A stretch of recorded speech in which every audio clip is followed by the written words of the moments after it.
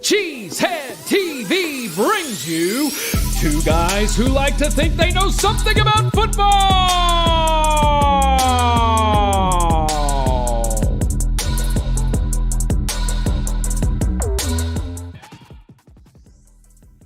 Good evening, everyone. Welcome back to Packer Transplants Live. I am Aaron Nagler, and joining me, as always, is Mr. Corey Banky, my partner here at Cheesehead TV. I'm coming to you live from Cheesehead TV, New York. By some miracle, Corey joins us across the street from Lambeau Field, and we are ready to talk some Packers. What do we have on tap today, Corey? Today, as the snow descends on Lambeau Field, we move on quickly from a dominant performance against the Vikings and get ready for a monster Thanksgiving showdown with the Lions. But right now, it's time for the good, the bad, and the ugly. We got the good, we got Emmanuel Wilson. We got the bad, we got 3rd and 1. We got the ugly, we got The Minnesota Vikings. That's right. UGLY. They ain't got no alibi. They ugly. Corey, the opposite of ugly. It looks gorgeous there in Green Bay. The holidays have started here in Wisconsin. Got snow on the ground. Indeed. Thanksgiving week has begun. I was on the ground in Appleton as the snow started to hit this morning. Almost missed my connection because we had to de-ice the plane. You almost stayed here for another week. For another week. But we were close to doing watch party. Hey, we could have done it Shea together. Banky. It's fine. It's been great. Been awesome. I actually was thinking about how we're not going to get to do that again this season unless we do a playoffs. So here's to the playoffs. So playoffs is a possibility, most certainly. Big, obviously, monster, huge, ginormous game with the Detroit Lions tomorrow. Banky, it's kind of wild to be doing the transplants the day before a game. I kind of like it, though. Second time we've done it this year. I'm down with it. Good to go. Good to go. Before we get going, let's give a shout out to our friends over at Nicolay Law. This episode of Packer Transplants is sponsored by Nicolay Law.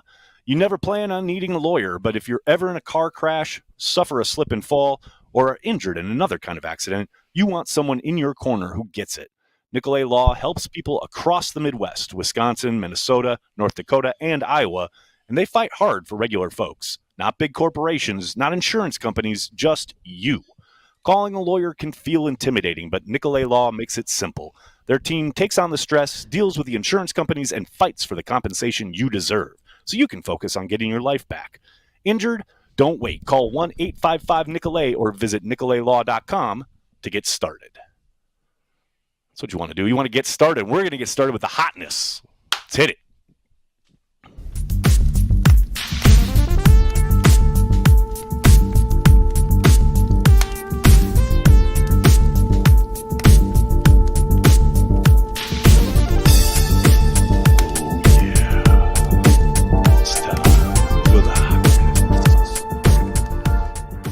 Ladies and gentlemen, boys and girls, I don't think it really is too difficult to guess what the hotness is this week.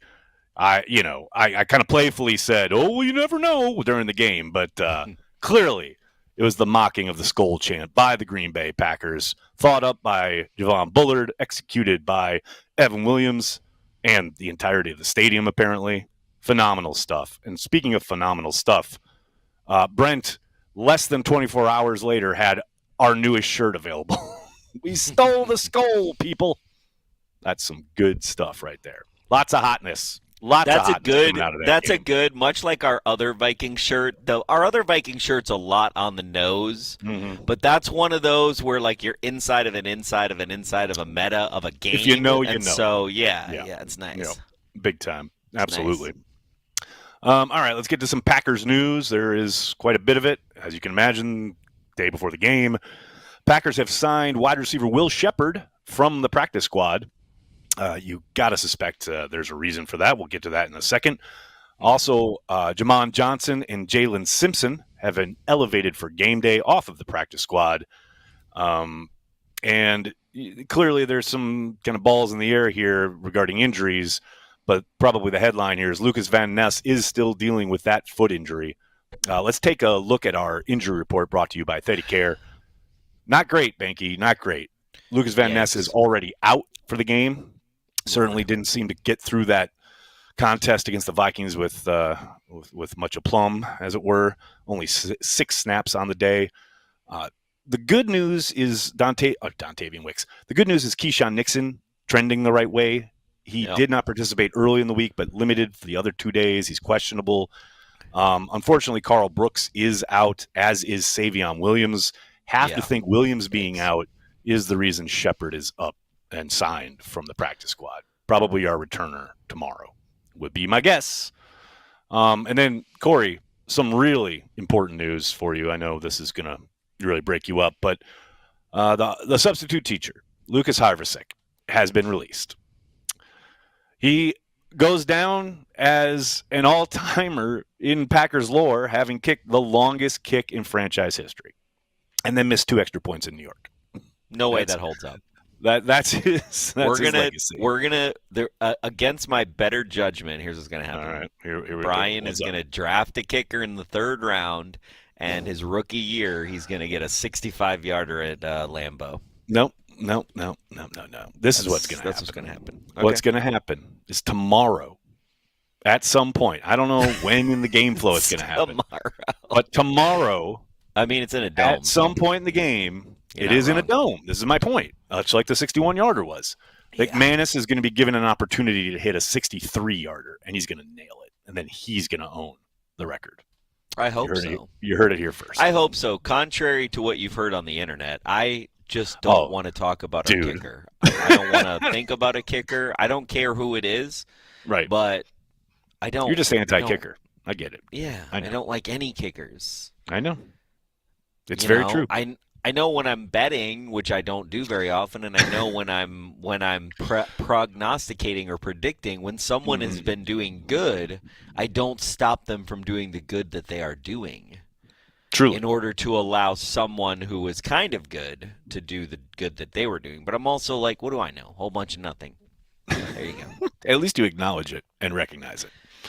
Unlike so many others. Since day one, what are we? Our YouTube channel is 17 years old this week. So it's kind of crazy, right? 17 years old. Of course, there was like a wide swath of time in the middle where we didn't utilize it. We're like, oh, she said TV YouTube. What's great. that? Nice. Amazing. But it's still got those old videos of training camp. Video through half the a million fence. on Clay Matthews training camp through the fence. Come on, I shot that myself. Come on, people. Do we still have the Yuck Nasty videos on there? Shout out Yuck Nasty. So. No, we did some. No, we kept we kept the performers. Very good, very good. Speaking of performing at a high level, the Green Bay Packers offense, please. I am begging you, them, Matthew, whoever, keep using tempo. Loved the use of tempo against the Vikings. My worry is that was specifically for the Vikings game, trying to keep the Vikings away from certain substitution patterns, especially with given how much they like to pressure and utilize certain groups, etc. I hope we see a continuation of it tomorrow. And you don't have to do it all game. I'm not saying you have to go up tempo the entire contest, but man, it really seemed to help. Really seemed to get love in the offense in a bit of a rhythm. I mean, here's the thing. Like, I don't think that they have it in them right now to do sustained, to really be sustained. Because you saw once they kind of got the lead, they stopped doing it. Yeah. And also, you look at the no-huddle rate, which I know is a little bit different, but kind of tracks similarly. Yeah, no, that's fair. They were 3 times more in the no-huddle rate than they were, but their highest is 18.5 2 weeks ago. So it's interesting. I think they're using it more, but I think they realize that they can't do it it's like, but like how UWGB women's basketball, they can do like there's certain teams where you can do a full court press like for half the game, all the game. And I feel like there's a little bit of no huddle where you're kind of full court pressing and you're just, the faster you go, the more likelihood you are to make a mistake. And so you got to you're kind of hedging, right? You're hedging between those two things especially for the offense we have currently. I will say though, the more the offensive line plays together, the better I think that the usage of it can be, right? They've got more time on task. They got more time together. Hopefully, clearly, obviously they work on it in practice. Although this week they've only done a walkthrough. There is no practice time on a Thursday game. So suspect we'll see a little bit of it. I hope we keep it up at least intermittently throughout the game against the Lions. Elsewhere, speaking of the offensive line, Anthony Belton, the rookie, had been tackle, now guard, kind of made his case there, especially in the second half. My goodness. Nothing's perfect, obviously. Still a lot of work to do, but my goodness. You heard Matt after the game talk about his physical style, and you go and watch the tape, and man, yeah, there's a handful of snaps in that game where he is just taking people's souls. And on the road tomorrow, it's going to be interesting. That's a very different environment, very loud, etc. Hopefully, he can still fire off the ball in the run game in particular. Clearly, the pass pro is still, a work in progress, as you would expect from a rookie. But, man, really, really good outing for his first kind of extensive action at right guard. Yeah, and, it looks like Jordan Morgan's just like a default. You just plug in wherever you just don't know who's going to be the guy. Well, they're just biding time until next year when he's going to probably compete and or just be the left tackle, Like, he was drafted as a tackle. He's played mostly guard now, and he's clearly not great at guard. I think he looked very good this summer at tackle when given the opportunity. That would be the suspicion, is that's where he ends up next year. I just think that one thing on the offensive line, like I said this on Twitter, but I do think there's something to, like, every time people are like, yeah, let Jordan just throw it all over the field, or let Jordan do this or do this. Right. I think that the thing we're missing, I think that LaFleur has made a decision before us to be like, okay, we're not going to be that great in pass pro. Like, we're just not. It's going to be a work in progress, and we're going to keep doing it. We're going to focus on the run game, because the times when we need to rely on pass pro, they don't look that good. Yeah, it can be dicey, and certainly when you're facing a team that uses heavy pressure like the Vikings and the Eagles a couple weeks ago, there have been some bad moments. I mean, hell, look at the number of times, both in New York and then last week against the Vikings, or last Sunday against the Vikings, where Jordan's got to deal with a guy legit in his lap almost immediately after the ball is snapped. And look, that's not just the offensive line, right? That's also the backs. That's also the tight ends. It's everybody. Well, I was going to bring up that 100%. Well, and I will say, like, some of our running backs are better than others, and we talked about this last week at Pass Pro, where then what they're going to get into. But also we didn't hear Sean Ryan's name. To your point this last week, which I think is a good thing, but to your point, just to kind of piggyback off that onto where I think Matt's head is like, I'm not going to get my quarterback killed. I want him to learn pressure without having to freaking, like, get him looking like it, especially just with having too many ammo fired at you. You know what I mean? It's like it's too much. Yeah. There are still ways that you can help your quarterback, like, get on track, get him in a rhythm, like we've talked about. And I think we saw some of that in New York, but they certainly didn't seem comfortable doing much of that against the Vikings, which is understandable given that. I mean, I think they had a 90% blitz rate. Like every time, legit, almost every time you're dropping back, you're getting numbers at you. So I kind of understand it. I am very interested to see what the plan is against the Lions, because I suspect the Lions will probably follow that, not to the extreme that the Vikings do, but I think it will be a lot of pressure early. And I've talked about that a bit on Daily this week, but I do think this is going to be a game where, especially early on in the game, to try and establish shit, they'll send numbers after Jordan. That would be my guess. Yeah. And then coming off the bad, the 3rd and 1, the inside zone, everybody's upset, and I'm just as frustrated as everybody on that continuous calls, etc. What about a short yardage package for Malik Willis? I think that this is not an original idea. I know I've seen this kind of bandied about online all week long, and I don't think it's the world's worst idea, especially maybe down near the goal line, which I know everyone's anathema to, because you don't want to leave Jordan Love on the sideline. I totally. But what if you don't leave Jordan Love on the sideline and you have Malik Willis in as the fullback, or in as like two quarterbacks on the field at once? They've done it. Snap. Like you do a once or twice already. Direct snap. Yeah, I'm down with that. You could direct snap to either quarterback. Is that legal? Who knows where it's going? I don't even know if that's legal.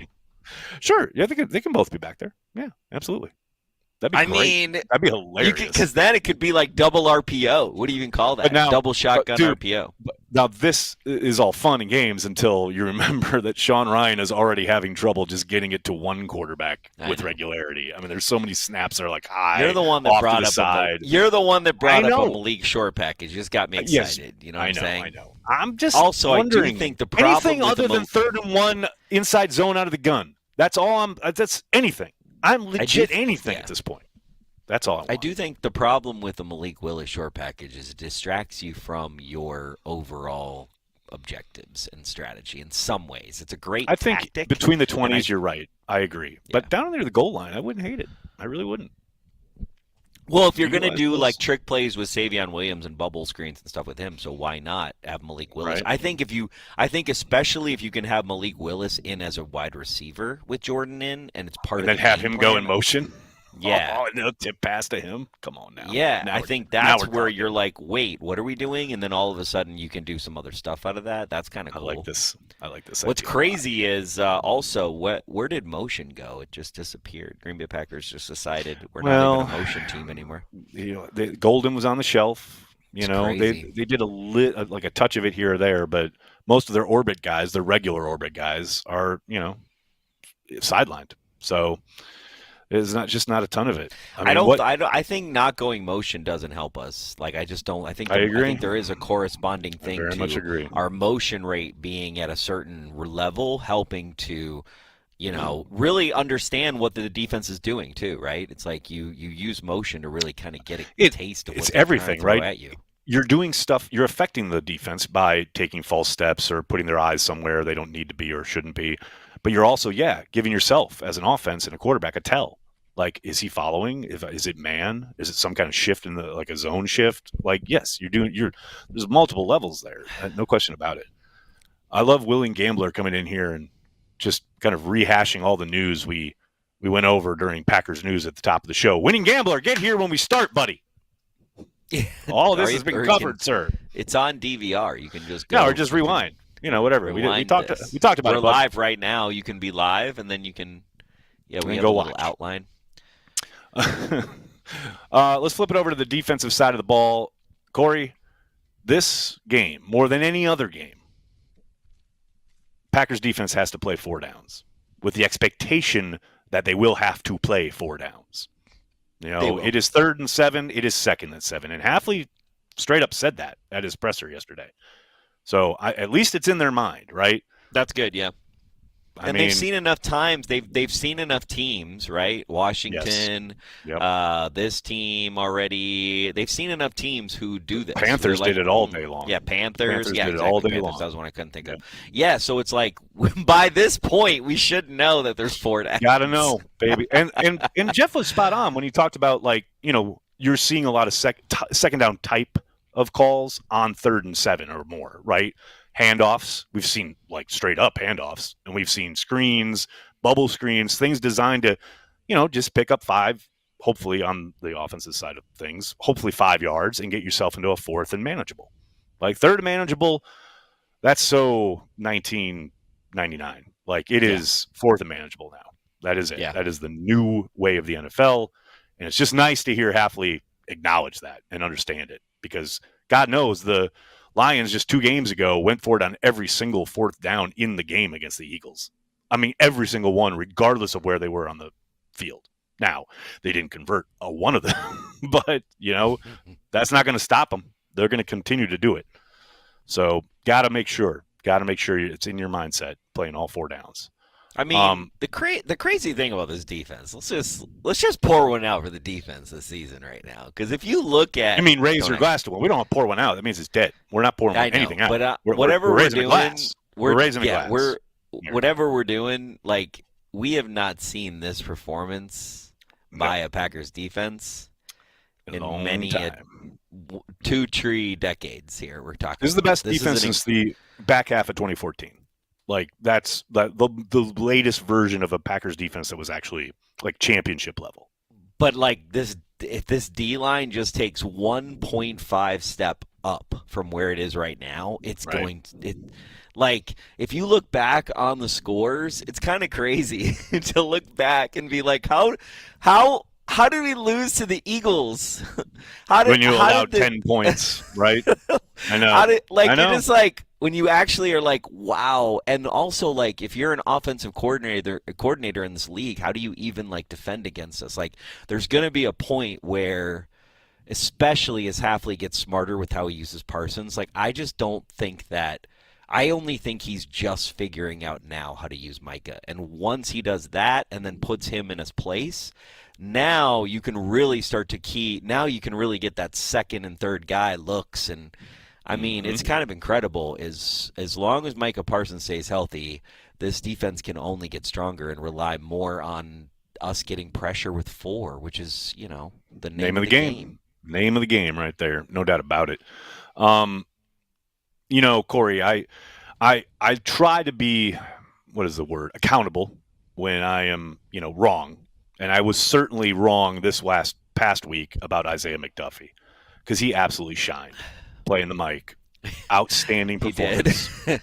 He really Now, that said, it's going to be a whole other world tomorrow in Detroit if he has to play. We'll see. Quay Walker is questionable, but at least I think he's questionable. Let me make sure before I start telling tales out of school. Where's Quay on this thing? There's like so many names. It's hard to, I know there were so many. I was trying. Yeah, questionable. Quay is questionable. So against the Detroit offense in Detroit, that's going to be a different story. Like, that's a different challenge, right? But against the Vikings on Sunday, he was outstanding. He was so good, so physical, fast to the ball, sure tackler, had obviously the big interception. You cannot, diminish the work he did. He was excellent. So I know I was calling for Tyron Hopper. McDuffie made me eat my words. He was excellent. Now he's got to keep it up. As the coaches always say, you done screwed up, Isaiah McDuffie, because now you set the standard, and that's the expectation, week in and week out. I'm down with that. Finally, I just don't know where the Lions are going to generate offense. That's my thing. They'll try from the running game. And yeah, Jahmyr I know Gibbs. They're going to run it. I understand, but I just believe there's two different Packer defenses, and one is a Packers defense that open field tackles, gets pressure on almost every play, doesn't really allow the team to do 5-step drops or makes them pay for them dearly and heavily. And then there's another Packers defense that gets pressure, nobody really gets home. We get the point of attack, and we give up another 3 yards to get it over the 4.5 to 5, and then we just kind of go down in the field and we don't really get turnovers. But we've only seen that defense 2 or 3 times this season. So, I mean, and also, you're just hoping the good version shows up tomorrow. Well, the good version's been around. The good version has shown its face, and also yes. the consistency from this defense. Right now, you could arguably say that the Packers defense is 4th or 5th. I mean, the fact that we're 5th in passing yards and 6th in rushing yards is crazy. That's crazy. Usually we'll be like, we're 5th in rushing and we're 32nd in passing, Or just historically, where we are in the middle of the season, there's always on the defensive side especially, there is an outlier, right? There's an outlier. Now, we have an outlier. It's called special teams on the Green Bay Packers, but let's not talk about that. They're coming off a good game, though. They're coming off a good game. Yes, but special teams is always it's... Although, hey, shout out to special teams, a turnover by Zane Anderson. What a play. Incredible play. Play of the game, for sure. Zero doubt. As we were talking before we went live, and it's going to be fun to watch this front because I don't think you're going to see a ton of pressure calls like safety blitzes, linebacker, dogs, whatever kind of pressure you might be dreaming up. I think this is a game where they rush 4, maybe some simulated things where they do rush 4, but they drop some guys unexpectedly. But man, last year against the Lions, both games, Hafley really sent numbers. Some of them was more pressure heavy games, and this year, this first game against the Lions, they I don't think they sent 5 once. It was very much kind of rushing 4. Now, obviously, Micah was new then, and it was great to watch that kind of approach be effective. I don't think he's going to, turn around and be pressure heavy all of a sudden. I think mostly it will be the work of 4 men. I do wonder, though, if there's like some kind of wrinkle at some point where maybe he sends a cat blitz or he does drop McKinney or Williams down for a safety pressure in some specific moment, right? But as far as like down in and down out, I think you're going to see a whole ton of zone. And I don't think you're going to see a ton of man. And they're going to ask those front 4 to get after it. Would be my suspicion. Yeah. And they're going to get after it. They're still going to find holes, and as soon as he plays that zone, and if they don't get after it in that 4th second, he's going to find little seams and holes. But I just don't think I think that they're going to play with fire. I think every team at some point plays with fire against Packers defense. Well, most of them, not all of them. The Panthers were kind of the one real outlier in this regard, but most teams end up just getting impatient, right? Yeah, and they started. Well, the Cowboys got a tie because they freaking but they basically were like, oh, we're not gonna dunking and dinking. We're dinking and dunking. We're running. We're doing anything we do the entire game, which is how they ended up with the tie, which is kind of crazy to think about. That I'm talking about the Packers defense, by the way, doing that. No, I know, very very different world, but. Yeah, I'm with you. You got to think the Lions are going to come out, I would suspect, trying to just run the ball all day long, much like the Vikings were early in this last game, much like the Panthers did when they won. Eagles. The Eagles ran, although the Packers did a pretty decent job against their rushing attack. I will say they have they being the Lions have an excellent two-headed monster back there, and I mean Jahmyr Gibbs has been unbelievable. Just unbelievable. And their offensive line is banged up and has not been playing well. I know a lot of people saw the news that Frank Ragnow is unretiring. He won't play this week. He won't play tomorrow. He probably won't play next week. I guess the target date for him is to come back in 2 weeks. But that just illustrates how banged up and poor they have been. And they are very banged up coming into this game on Thanksgiving. Their one kind of hope in that regard is to run the ball, stay ahead of the sticks. And they have the backs to do it. So we just need Devontae Wyatt to eat. That's what we need. All those guys. Wooden. We need Wooden to eat. Slow that stuff down up front because that is the engine of their offense. No question about it. Make sure you're checking out the Cheesehead TV Nation newsletter for all sorts of Packers goodness, including previews of the game, all sorts of content each and every week delivered to your inbox. There's a link in the description of this video for you to sign up. Just shoot your email there. You'll get tons of Packers content each and every week delivered straight to you. All right, Corey, you ready? Let's do it. All right, let's do it.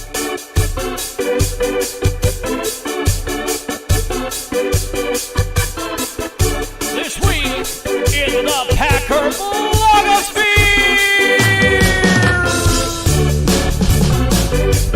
That's right. It's this week in the Packer Blogosphere, the return of that venerable series. Brought to you by Luigi's Pizza. For bigger appetites and bolder cravings, pub-style pizzas with thick, crunchy crusts and heavy toppings. Luigi's Big Daddy with 2 times the pepperoni. It's hearty and satisfying. Same great flavor as the Luigi's Pizza you love, just more of it. Luigi's Pizza, taste the tradition. Luigi's. Let's go with some Luigi's. Get a little carry the G with it. You're good to go. All right, folks. First up, I want to give a shout out to Edgerrin Cooper and his toy drive that kicks off this Friday. Cowboy Coops Holiday Roundup Toy Drive. Tons of great opportunities here for you to help some Green Bay area public school students. The drop-off locations are yet to be determined. They will be announced on Friday. So make sure you're watching the Cheesehead TV socials. If you're in the Green Bay area, please do what you can. Help Edgerrin here in what I believe is going to become, hopefully, an annual tradition, the Cowboy Coops Holiday Roundup Toy Drive. Do it, folks. Nice. Next up, there's this gentleman. I don't know his story. I don't know really who he is other than I found this on TikTok. Is Shy Guy 92 really just kind of laying it out after that win over the Vikings. I like his approach. Let's take a listen. Oh, dear. All right, now. You know the fucking vibes. It's Victory Monday on this motherfucker. Now, we going to start it off by just saying right out the gate, Thursday is a big game. Detroit is going to want to play their ass off. They going to want revenge for week 1 because we put Belton ass to their ass already. We 2-0 in the division right now. And if we can beat Detroit, we going to have 3-0 on the division. And I really need Philly to beat the Bears. I really don't want to come on here talking crazy about the Bears because y'all motherfuckers get on my nerves. Your fan base gets on my nerves. I can't stand y'all fan base. I'm not even a Bears hater. I hate the Vikings. I just hate the Bears fan base. So for that sake, I need y'all to take this L this weekend on Friday because we coming back for that number 1 spot. You kept the seat warm for 2 weeks. And we going to go right back where we supposed to be, and things going to go right back to order. Go, Pack, go.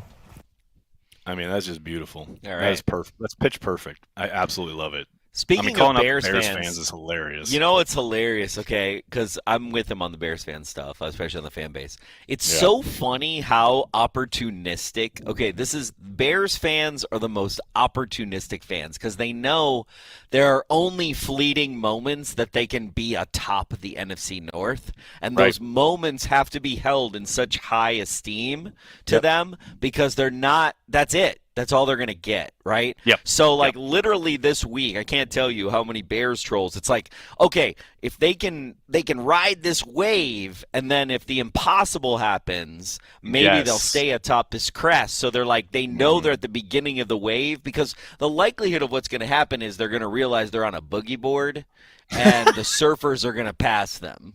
You know what I'm saying? But it's funny because they know that's their lot in life. So so they have to lean into it while they're, doing troll while you can get it. Troll while you can get that. Correct. Bears fans. It's so true. This guy that we're going to talk about here, he made a living running over the Bears up front as the Green Bay Packers starting center. A legend visited Corey's house this weekend. Morning of the game, we got to say hi to Corey Lindsley. There with his own Bloody Mary from one Corey Banky. It was great to see Corey. It's great to see him. He almost chose Ultimate Spice, but then I was like, you know what? Because you get 3 options with the Bloody Mary, and he wanted it spicy. But then I was like, you know what? We're gonna pull back because you got to peak at halftime and stuff. I was gonna say you got to do something in the stadium. I can't be the reason that you don't have a great time at Lambeau. You know what I mean? Exactly. But it was great to see him, Anna, the kids.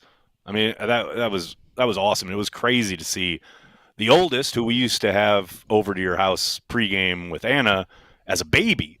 And now he's like a little kid running around, got opinions, talking about stuff. Yep. Love it. Absolutely love it. Great to see Corey. Finally, ladies and gentlemen, boys and girls, as you know, throughout the season, we produce all sorts of different new merchandise for sale at the Cheesehead TV merch shop. This Friday, there will be a Black Friday sale, people. Be on the lookout. The promo code will be announced on Friday on our social media. Make sure you're ready to carry the G. All your family members are going to need some new Cheesehead TV merch. Yes. This is your chance. It comes fast. It comes fast. I just got the Christmas sweater. I haven't got Stole the Skull. I need to buy that. I got Christmas sweater, and then I got this Power of Love. I love this one. I got, We Have Fireworks. I'm going to wear We Have Fireworks tomorrow, even though we won't technically have fireworks. But we got tons of new merch. We'll have virtual some fireworks. Animated. We'll have virtual fireworks. Stella's room. So be on the lookout this Friday for the promo code. It is Friday only, people. Friday only. So get on it. It's going to be exciting. Also, I know you've been waiting. Cheesehead TV unboxing. Come on, that's some merch. The Cheesehead TV unboxing that Corey did of all his new merch. That'll have the promo code in it too, which is going to be nice. There you go. Sweet. All right, folks. I think we need comments on YouTube. Corey, what's going on in the world? Kyle A296. Did you guys see the video of Bullard mic'd up the Packers posted? Gave me chills. Go Pack Go. Dude, it was awesome. It was hilarious. That's one of the best ones they've done. No question. Yeah. Will Collins 17. Do you think with Parsons only playing 30 snaps in week 1 that the Lions might not know what to expect tomorrow? No, I think they'll have a good idea. There's a lot of tape out there now. You know what I mean? Now, will it be quite different than how they approached, the week one version of the offense? Yeah, probably a little bit, but it's not like there's only so much you can do with a human being. Like they're not going to repel him in from the roof. But also, like, what's funny is what does the tape tell you? To block him with 4? That he's a major problem. Yeah. Like if the tape tells you, hey, look, they tried 3 and he ran 2 guys over. Exactly. Oh, Terry Berge. Happy Thanksgiving to everyone. If that's the Terry Berge I know, which is a family friend. Hey, what's up, Terry? How's it going? Happy Thank you for the super Terry. chat. The Harp 86, my favoritist cheesehead program transplant. Thank you, the Harp 86. Thanks, Harp. Super chat. Appreciate you. Steve Anthony. Steve-O, thankful for you guys and grateful to be part of the Cheesehead TV collective. Happy Thanksgiving to all. We'll be happier with the Packers win. Go, there you go, Pack, Steve-O. Go. What's up, Steve-O? Love it. Saw him last weekend. Yes, EK Four-Town. Game could be a classic. Packers will squeak out a 34-10 victory. How's that squeaking out? We're squeaking out the 34-10 victory. Because it'll be like 10-7 at half, and then they'll win 34-10. I get it. I see where you're at. Yeah, I think we're going to win like 14-6. I think it's going to be like the Eagles game where it's just like rugby. Nope. I just think it is. I just think not in that building. I just think I just think our defense is so good that it's just like you get some. I think we're one of those defenses, but we'll see. I don't care if it's 20-19 or if it's 45-43 or if it's 10-6. I just get the win. Neither do I. That's what I'm saying. I think it's gonna be we're gonna get the win, but it's gonna be hard. Ian, Corey, and Aaron, thanks for all you and Cheesehead TV does for this amazing fandom. Sorry to have missed you last week. Can't wait to see you all again. Packers are winning tomorrow. Offense will be fire. Thank you, Ian. Mike Witt, Corey has got to invite 3 people from the beat, past or present, to Thanksgiving dinner. Who's it going to be? Maybe McGinn, Mark Daniels. Mark Daniels. That Mark Daniels. Or Wildy, or maybe Huber. Okay, so the beat past, I would definitely invite Lee Remmel. Like, Lee Remmel is my number one guest on my list. If it's somebody past, so that, Lee Remmel, 3 people. Okay, and then I would invite Pete Doherty. Love me some Pete Doherty. And if he had to show up, like he couldn't say no and he had to be there, Jason Wilde would be my third. There you go. But if like you just get to invite him and he has no obligation. Yeah. No. You're just wasting an invite at that point. Yeah, it's like that was pointless because so why would you do that? Yeah, exactly. Real quick, I want to give Valzod47, a Carry the G Club member for 39 months, a shout out. Says 6-0 line, 2 wide receiver, 2 running back, 1 tight end formation where Brooks is the lead fullback to block a backer in the gap and Jacobs can be a nightmare on the second level. Well, I don't know about Brooks, but they've been doing the extra linemen for these last couple games. I mean, ever since really Tucker Kraft went down, they've had Kennard out there as their 6-0 lineman, and that has been fun. It has been effective, too. That is definitely something we didn't talk about. It is kind of interesting because now I'm like, oh no, I was on the Packers data sweep. Shout out Dusty Evely. No, the weekly trend data for personnel. We went down on 11 personnel. Mm-hmm. We went way down, and we came really high up on what's this one in yellow? 611 personnel. What the hell is that? 21 personnel. That's 21. Hilarious. He has 21 we went up on. But yeah, I'm down on 11 is not surprising given the injuries at the position. Totally. At wide receiver. Bill, may your bird be exquisite, your family joyful, and good energy towards a Packer win. Great to see you last week, Bill. Thank you so much. Really appreciate it, man. And I delivered your gift to Corey, so you know. Oh, thank you, Bill. I got that. I have not drank it yet. Mike Witt, thanks for super chat. Although I will say we went through some stuff. Some stuff. I didn't get the fridge emptied. I tried. Nagler tried to help me, I purposely ran out of carry the G's like at the end of the game, basically. So people had to Nagler reach would for have other to drink. things. Yeah, all the. And then Nagler was like, I used to like brown ale in college, and there was this brown ale in my refrigerator, and he was like, but not that one. Can I just tell you how fucking horrible that beer was? Holy shit. I'm trying to do Corey a solid. I know he's trying to get the beer fridge emptied, and I'm like, so I took a couple spotted cows, but then I was like, okay, and I'll take the brown ale for happy hour on Monday night.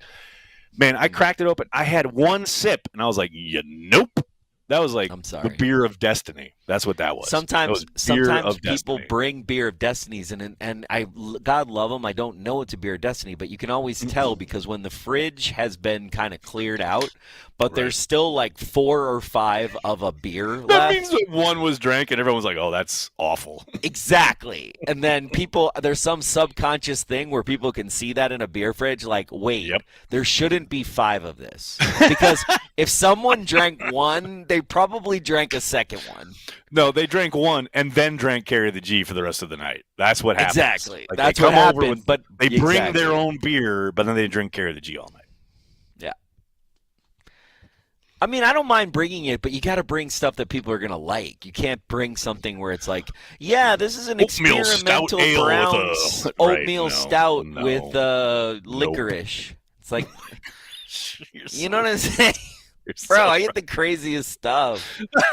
They're like, "Oh, I think you're gonna like this," and I do like do that. I think you're gonna like this, and they say it while they're retching. Like, I think you'll like this. Well, no, like, I mean, you're talking to somebody who like my favorite beer is Yarrow beer or Goldenrod beer that's made at Sway Brewing. Okay, so I've had a coriander beer that I was like, "Oh, this is a nice beer. I enjoy this," right? And most people would be like, and that's trash. So I hate trashing on beer and then being like, I like some unusual beers. Like, you know who's fellow traveler travelers with you on some of the guava stuff from Stillmank? The guys from Hang 10. They were kind of going between the Stillmank and the Carry the G all night last week when I was in Green Bay. Word. Shout out Matty Day. Shout out Matty Day. I'm nothing but love for Matty Day always. Live from Stadium Drive is the original. Well, it's not. It's an original show, but it's the original Across from Lambeau show. So we are following 100% in their footsteps, following and stealing that idea from them. Also, they were on the butt side. We're on the front side. So there you go. Mike Witt, thanks for Super Chat. It's not just this year that we have really struggled with 3rd or 4th and 1. Why is the question? Is it the lack of a true fullback? Bring back William Henderson. It's nothing to do with fullbacks. This is 2025, my friend. It ain't about a fullback. Although, I will say I love the pitch play they use with Wiley as a fullback. That's a fun play, and I wish they'd use it more. Now, a lot of it has been about trying to run the ball with a non-mauling front. Now, the idea this year was to have a mauling front. And maybe, just maybe now, with Belton and Ryan at center, and I think improved Aaron Banks. No one really wants to talk about that. Aaron Banks has played better. Maybe with those 3 in the middle, maybe it can be a little better. But, yeah, I just hate that play because most people just know what you're what's coming. saying is we're going to see more shotgun 3rd and 1s? Probably. I mean, I hear you on Aaron Banks. It's like, hi, we paid for a road grader. Hi, and Aaron Banks is like, sir, this is a Wendy's. Here's the thing, though. It's like, it doesn't, like, you can be the best in the world. Like, if they know it's coming, like, they got a decent chance at stopping it. Like, not every time, but usually, if a professional NFL defense knows what you're running, do you remember there was this play? You keep running the play clock down every time, they're going to be able to stop it. Yes, if you run the play clock down 100%. But here's the thing. The greatest coach in NFL history, and I still believe this, I do think this, like if you have 11 guys and they are moving in tandem and executing, you're unstoppable. They're executing. Running the football can be the most unstoppable thing. I mean, all you got to do is watch 7-on-7s in New Zealand to watch that insanity, and that's not even like coordinated blocking. So, yeah. I'm down with it. Come on. You had the power sweep play on behind you at the Patreon happy hour. I loved it. I love the power sweep. All in on the power sweep. And people knew that was getting run. Mm-hmm. Hell, back in 2003, when Yeah, I Favre was about broke to say his thumb. U71, Yeah, it was bring in Kevin Berry. Jumbo. They're kind of doing that now with Kennard. But that's my point. Like, get under center. Let whoever it is get a little head of steam going. Like, look at Emmanuel Wilson on the touchdown. He gets hit in the backfield, but he powers through and scores the touchdown.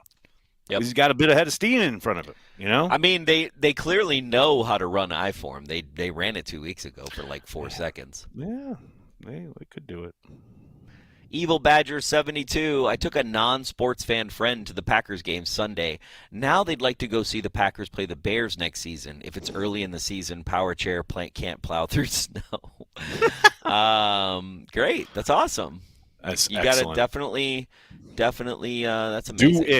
Do it. That's awesome. Luke Carnes, happy Thanksgiving. I joined Twitter in 2009, and you guys helped make us transplants feel part of the Packer community, the OGs. Thanks again. Thanks, Luke. Thanks, Luke. Appreciate Happy Thanksgiving, buddy. all the support. Happy Thanksgiving. NA Productions. Had a great time meeting and talking ball, flowers, and North Carolina with y'all on Saturday at the meetup. Keep up the great work. Till next time. Thanks. Great to meet you, brother. And thanks so much for stopping by. It's great to meet all of you, really. Aaron Gonzalez. Is this the week the passing offense breaks out? Jordan is balling out, and a 400-yard, 4-touchdown game feels right around the corner. Happy Thanksgiving, guys. I don't see it, but maybe, hopefully. I mean, look, everyone wants that, right? That kind of old paradigm of quarterbacks putting up Star Wars-like numbers. I don't see that happening with Matt LaFleur as your play caller and coach. And I'm not saying that's a horrible thing or a bad thing. I just don't think, especially when you're talking about inside the 5-yard line, they're going to lean into the run. This. The backs are going to get the touchdowns. I don't see that changing anytime soon. I think here's what I think about this, because I've actually been ruminating on this for a while. I think that you are completely correct, so I'm adding on to this. I think that at some point, Matt LaFleur is going to see the unlock code for this offensive line gel together in such a way where he dips his toes into the 5-step drop waters of the universe Right. in such a way that he gets confidence.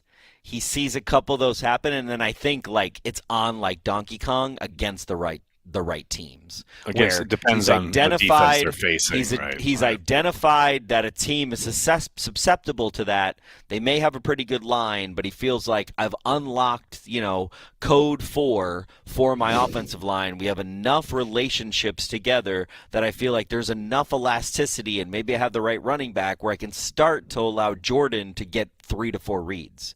But that day is not today.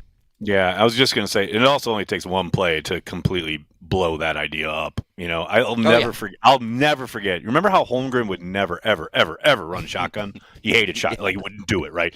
And then the big revelation in camp one year was, they're going to try the shotgun. They're going to do the shotgun. And I think it was Frank Winters, sent the ball over Favre's head, and he was like, all right, that's enough of that. And he never ran shotgun again. It's just, it just takes one play. One bad moment for the coach to be like, forget that. To your point, this is where that revelation came to me of my point earlier of why he's not going to let Jordan run it around all over the yard is because if you look at a couple of those pressure plays, you realize your life is passing before your eyes as a coach with your quarterback. Yes. And you cannot afford that more then you can afford to let him do the thing you're trying to look, and I can't allow him exactly, to do. Especially with Jordan still dealing with an AC joint injury in his left shoulder. You know what I mean? Don't leave him out to dry. You can't. Mike Witt, with Brooks being down, I'm kind of excited to see Brinson get more PT. He has played really good for a 7th rounder. Agreed. Agreed. Every time he gets opportunities, he delivers. Lions are undefeated when rushing for over 100 yards. Focus has to be limit the run game again. Cooper, Quay need to fly to the runner, which we don't have Quay, right? He's out. Well, Quay is questionable. We'll see. Which means probably it would be nice. Yes, it would be nice, though. McDuffie. It's going to be limited snaps, McDuffie. Mike Witt. I can only imagine Paul Allen's reaction to the Packers defense doing the skull last week. LOL. Yeah, I didn't hear that. No, I didn't hear it. I heard another call. I heard another call he made, I think after the interception or the first interception. That's the one I heard. Yeah. Yeah. Mad does things. I don't think Matthew Golden gets a TD this season. Hell, you know what?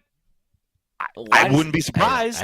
I don't care though. I do think he does eventually, but yeah, if he got through the whole season and it never happened, I'm not going to be surprised.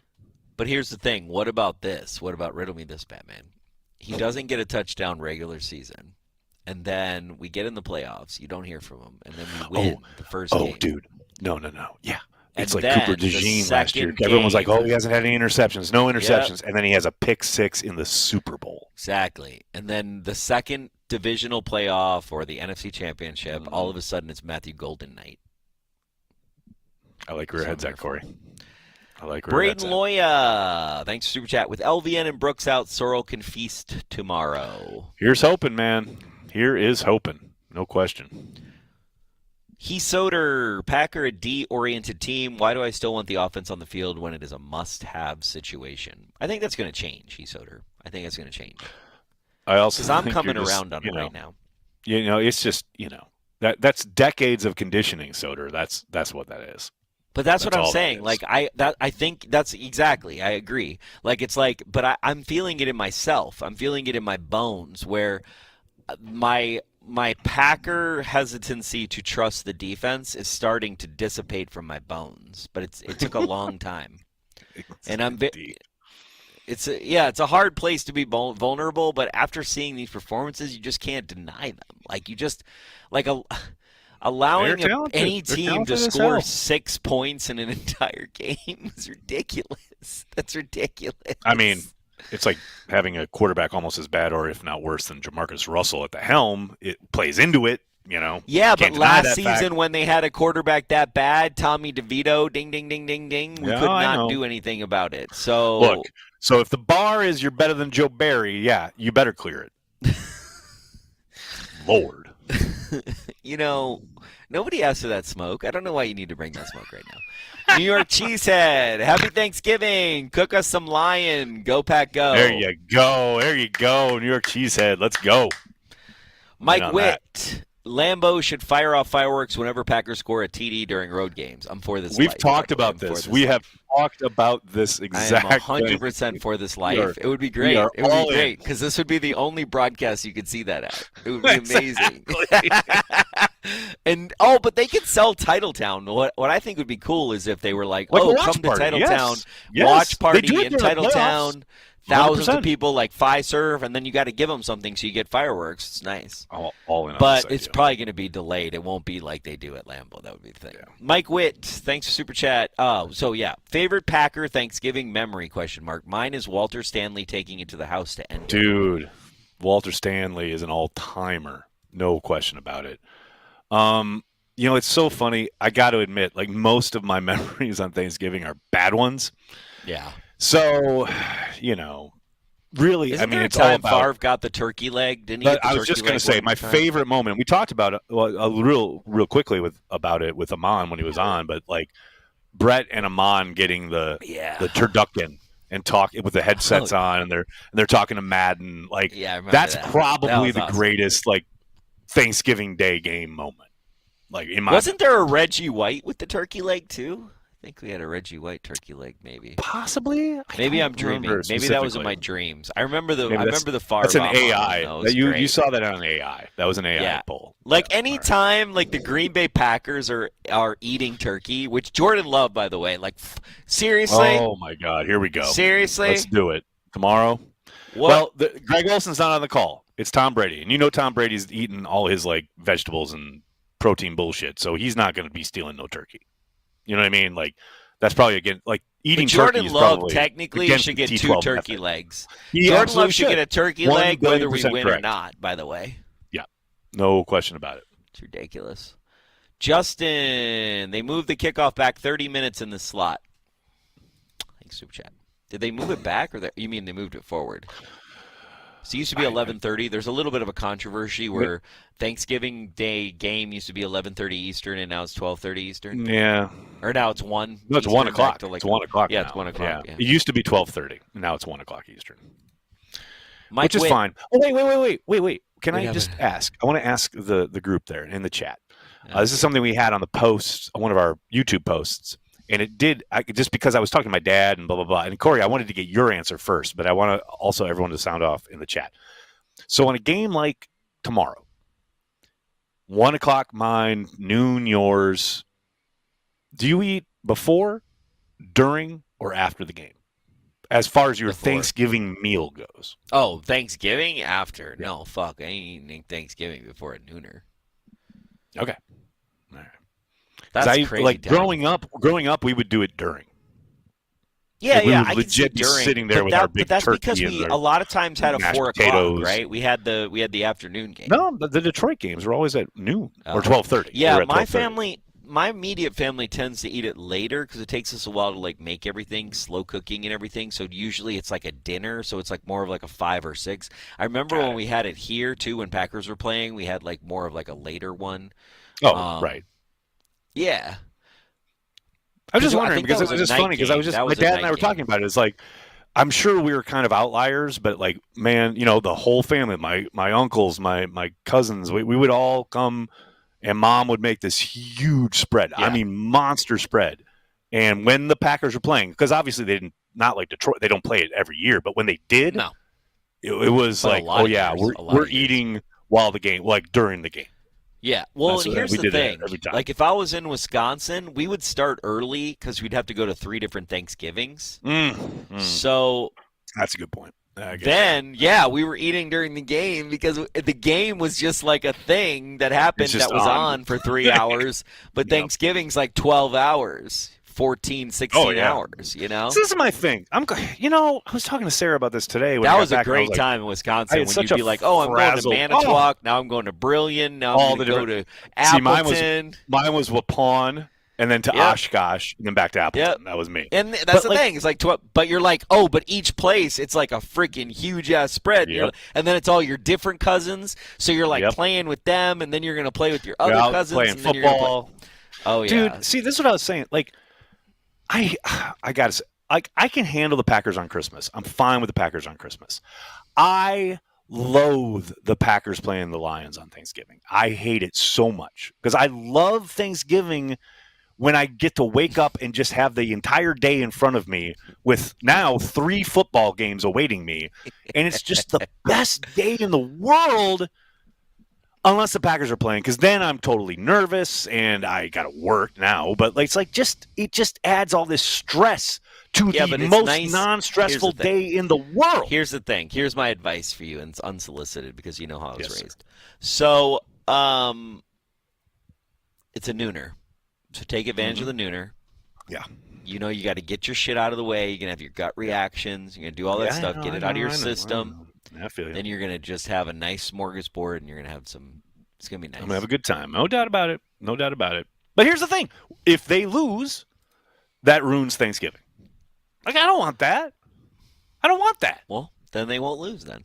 There you go. That's a good point. That's a really good point. Mike Witt, first beer you ever had. Mine was a Point Special. Oh, my God. Made in Stevens Point. Terrible beer. Yuck. Yes. Dude, I had some Point. That's a classic, though. Point Special that's classic. It is. I think Point Special has the record for the longest that a beer has ever been in my refrigerator. This is so good.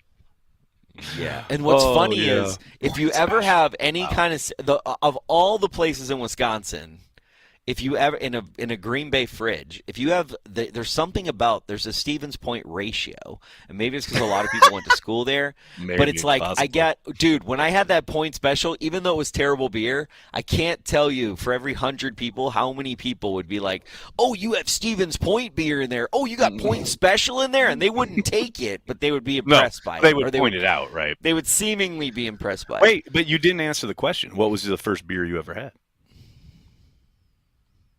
The first beer I ever had, and my dad's dead, so I don't think he can get in trouble for this anymore, was when I was like 11 years old, and my dad and my grandfather and my uncle, they needed a kid to. They didn't need a kid. They needed another body to play poker with them. And the whole point of it was you had to drink, and when you lost and stuff. And so that was the penalty. I believe it was Miller Lite. So yeah. Mine was old style at my grandpa's bar in Chilton, Wisconsin. True story. Yeah. And I was around the same age. Like old style then was way better than old style now. Old style now is trash. Zero doubt. Yeah. It's weird. Agreed. They like change the recipe or whatever. Josh Wiley, the Luke Fickell prodigy at Cincinnati. That's right. He looks good. He looks like a player. Utilize him. I'm down. Why does everybody like to bring up Luke Fickell? Luke Fickell is like, did they fire him yet? They're on a roll now, Corey. They just beat Illinois, a ranked team. They're like, they've won a couple in a row. Oh, so they're not firing him now? No, they were never. They that got announced like 2 or 3 weeks ago. Like, yeah, he's back tomorrow. He's back next year. Get it. Mr. Gear, this is actually Mr. Tundra. I just won a drubbing of the loins tomorrow, and yes, I've been drinking. Go, Pack, go. That's right, Mr. Tundra. What's up? Okay, Mr. Appreciate Tundra. you, buddy. Porkmaster, just saw the final injury report. I don't foresee the question, how do you find targets for everyone after the game? Yeah. How do you find targets for Wiley and company? I don't know. Neil Flynn, Fox still owes Jordan Love a turkey, 100%. You damn right. 1,000,000,000%. 1 billion Ben, I was percent not correct. a fan of getting rid of Devontae. Well, Devontae left for more money. As he heads to his Hall of Fame resume, should the Packers have franchised him? Don't know that Walker and Watson were worth it. He would have helped the young wide receivers. Well, first of all, Devontae was franchised. He was traded on a franchise tag. And fun fact, the attempt was to get not just those picks, but also Darren Waller. But they couldn't get Darren Waller because Devontae Adams was franchised. And there's a very minutia rule that you're not allowed to include a player on a trade of a guy who's on the franchise tag. All that said, Devontae wanted out. He didn't believe in Jordan Love. He's said this publicly. Like, I'm not making this shit up. I'm not telling tales out of school. He has said this. He wanted out. He didn't believe in Jordan. Now, that was, after wanting to get paid. And if they had paid him, a year prior. Yeah, they had the opportunity to make the payment, and he would have stuck around at the pay. But the problem, also, the you thing can't. There's a couple levels here, right? There's the Hopkins deal in Arizona blew up the entire kind of pay scale at wide receiver during the negotiations, so that messed things up. But the thing that no one really remembers or brings up when this conversation happens is Devontae's people, I'm not going to put it on Devontae, but his representation certainly wanted guarantees past the first year. And the Packers have never, and I mean never, ever done that for anything other than the quarterbacks, Aaron Rodgers and Jordan Love. Like, that is just not how they operate. That's the whole standoff you saw with TJ Watt in Pittsburgh when he had the hold in. So there are a lot of levels there. That but also, said, if you take, you don't want Christian Watson? What? But also, and if you take all those things together, there's no way you're going to take a risk on a guy that may, even though he's greatest at his position, you don't know if you're going to be at the level to be at his position, which is the problem when shitty teams take players like that, like wide receivers especially. You have the superstar. You can't feed him. You don't know how to feed him. You don't even know what to do with them, but yet you have him now. It's not like a Micah Parsons or a quarterback where you can actually do something with these guys. If you have a bad quarterback and you have an amazing wide receiver, you didn't do anything. Look no further than the Minnesota Vikings. What did you do? You Justin did not Jefferson's help your sitting over there going, oh, my God, what is happening after I signed my deal? This is my quarterback. Now, they believed in Jordan Love, and they did think Jordan would be good. But, yeah, Devontae wanted out.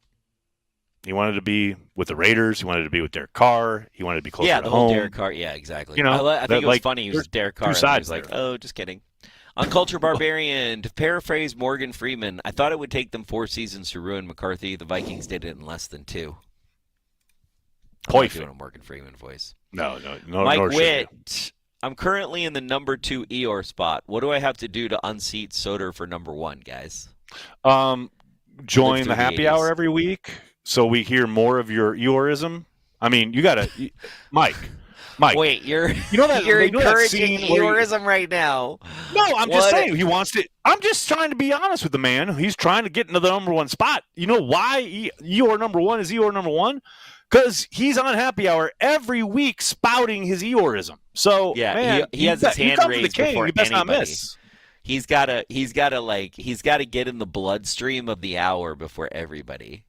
I mean, Mike, It's you just got rookie another numbers, level. buddy. If we're being honest, you got rookie numbers. I mean, you have no idea how much Eeyore we've heard from Soder over the Oh years. my You have god, no clue. it's a No lot. clue.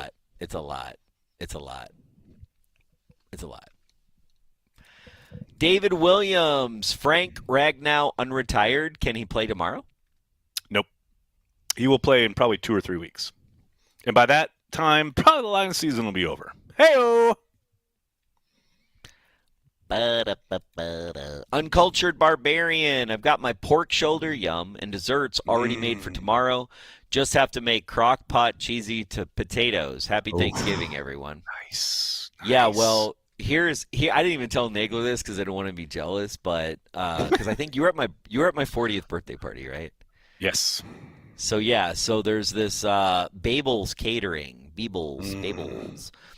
They've been around for like 50 or 60 years in Green Bay, and they do like a pork, but they have this special for people that have to work on Thanksgiving. You can go and pick up. So my partner went and she picked up some Thanksgiving dinner at Babel's. Oh my goodness, I can't wait to eat it tomorrow. It's gonna be so good.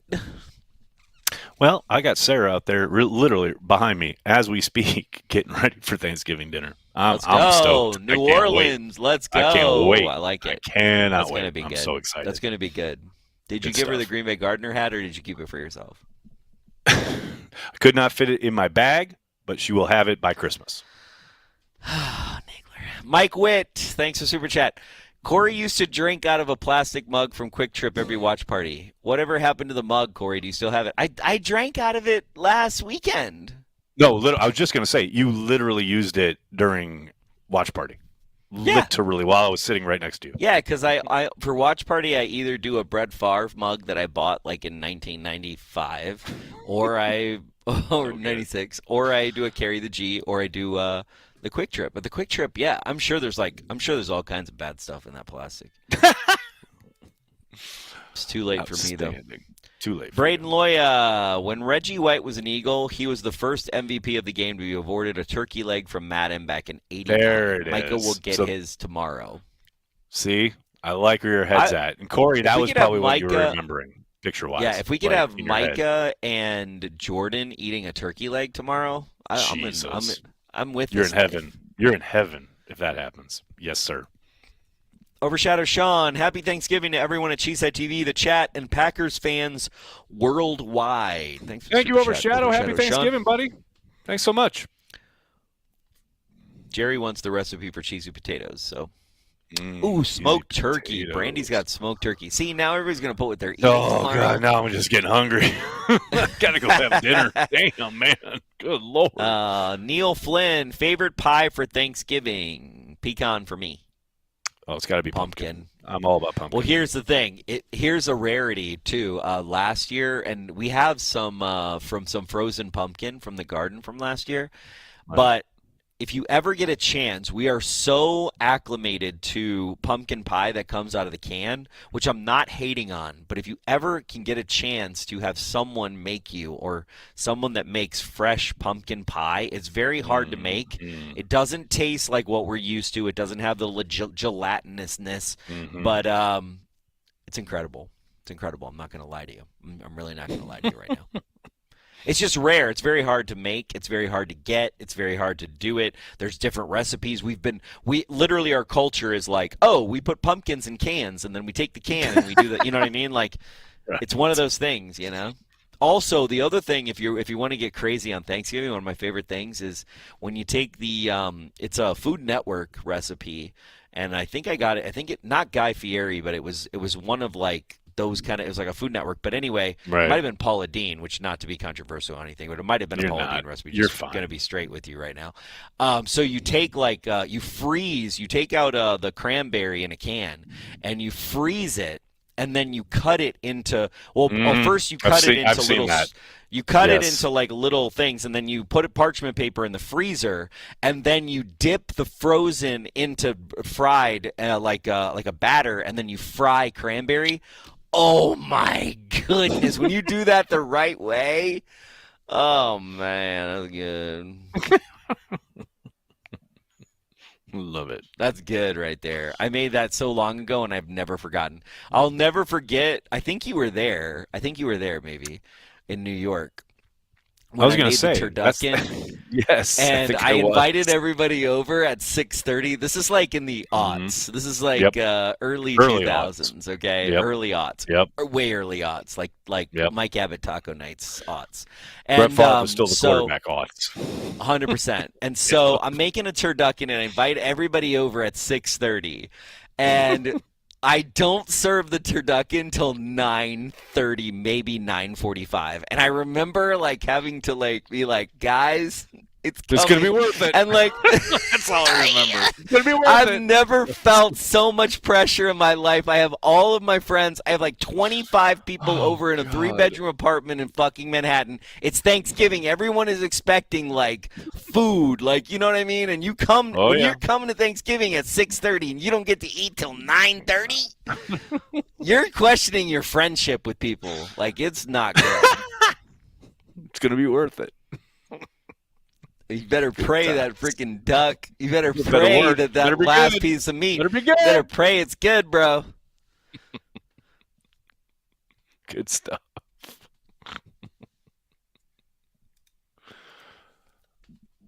Where are we at? That's all we got. We done? That's it. That was the end. Let's Sorry, give a that was shout the out to our Patreon members. Thank you so much for your support. You guys make everything at Cheesehead TV go. You are the lifeblood of everything we do, along with Care of the G Club members here on YouTube. Thanks to all of you who showed up to the Cheesehead TV meetup. You've heard a few people chat about it. Outstanding group. Shout out to the Legacy Hotel, by the way. I mean, great space. The staff was wonderful. The food was amazing. The drinks weren't bad either.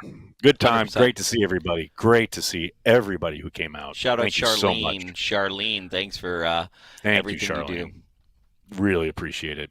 You got anything else, Corey, before I see you again like in 12 hours for Watch Party? No, just get ready, everybody. Thanksgiving, it's gonna be fun. It's gonna be a good one. There you go. There you go. That'll do it for this episode of Packer Transplants. We'd like to thank everyone who makes Cheesehead TV part of their daily Packers routine. We are and will always be devoted to Green Bay Packers fans worldwide. I think it's a fluid situation, and I know you guys love it, especially Nagler. I can see you smirking at me right there. We're going to take it one day at a time, and just it's going to be fluid, though. That's all I can tell you.